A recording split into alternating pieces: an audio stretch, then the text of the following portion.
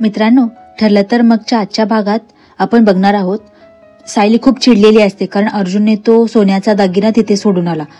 ती त्याच्यावर खूप ओरडून बोलत असते आणि त्याला म्हणते की तुम्हाला हेच कळत नाही की हातातोंडाशी आलेला घास तुम्ही सोडून आलाय. एरवी एवढे सगळे पुरावे जमा करणारे तुम्ही तो हाच पुरावा मग कसा सोडून आला? आता कोर्टामध्ये तुम्ही कसं सिद्ध करणार आहात की ते पेंडंट साक्षीचंच आहे आणि खून तिनेच केलाय? ती अर्जुनचं काहीच ऐकून घ्यायला तयार नसते. त्यामुळे अर्जुन तिच्या तोंडावर हात ठेवतो म्हणतो, शांत राहा, शांत राहिलीस तर तोंडावरून हात काढेन.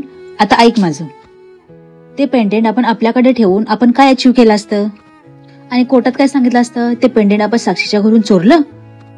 त्या पेंडेंटचा प्रूफ म्हणून काहीच उपयोग झाला नसता, उलट आपल्यावरच पोलिसचे चार्जेस लागले असते. शिवाय तू हे विसरू नकोस, तो तुकडा आपण पोलीस स्टेशनमध्ये सबमिट करायला पाहिजे होता, जो आपण केलेला नाहीये.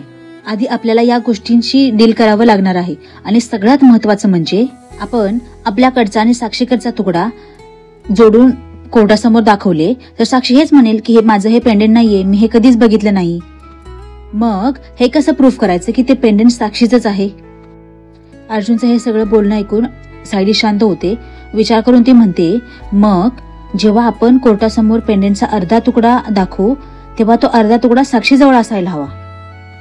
तेव्हा अर्जुन म्हणतो, एक्झॅक्टली, फक्त तिच्या जवळच नाही, तिने तो गळ्यात घातलेला असावा, तरच आपण ते दोन्ही तुकडे मॅच करून कोर्टासमोर दाखवू शकू. तेव्हा सायली म्हणते, पण ती तुटलेलं पेंडेंट कोर्टामध्ये का घालून येईल? तेव्हा अर्जुन म्हणतो, तोच विचार करायचा आता आपल्याला हे तरी कन्फर्म झालं की साक्षीने ते पेंडेंट टाकून दिलेलं नाही, जपून ठेवलेलं आहे.